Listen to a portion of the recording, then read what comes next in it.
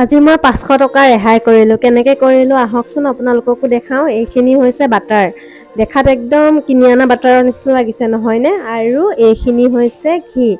মই আজি এই বাটাৰ আৰু ঘিখিনি ঘৰতে প্ৰস্তুত কৰিছিলোঁ।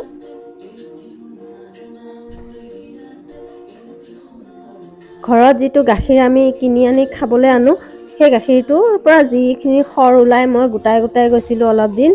আৰু তাৰপিছত এয়া দেখিছেনে, মই প্ৰথমৰ পৰা ভিডিঅ' কৰিম বুলি ভবা নাছিলোঁ, সেইকাৰণে কেৰাহীটো একদম পূৰা মানে ফিটোতে এনেকুৱা হৈছে দেই। আপোনালোকে আকৌ কমেণ্ট নকৰিব। এইখিনি মই বাটাৰ কৰিলোঁ, বাটাৰখিনি একদম অৰিজিন কালাৰ আহিছে নহয়নে? কিনাৰ নিচিনা খোৱাত আকৌ কিনাতকৈ মানে ভাল টেষ্টহে উঠিছে।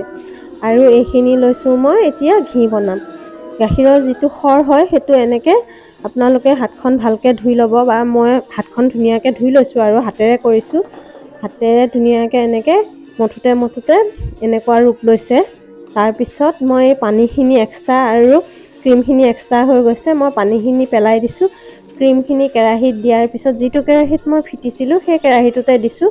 দিয়াৰ পিছত এয়া দেখিছেনে, একদম মানে ঘিখিনি ওলাই গৈছে। আৰু এয়া এতিয়া ঘিখিনি অকণমান ঠাণ্ডা হোৱাৰ পিছত এটা কাঁচৰ বৈয়ামত মই এনেকৈ ৰাখিছোঁ।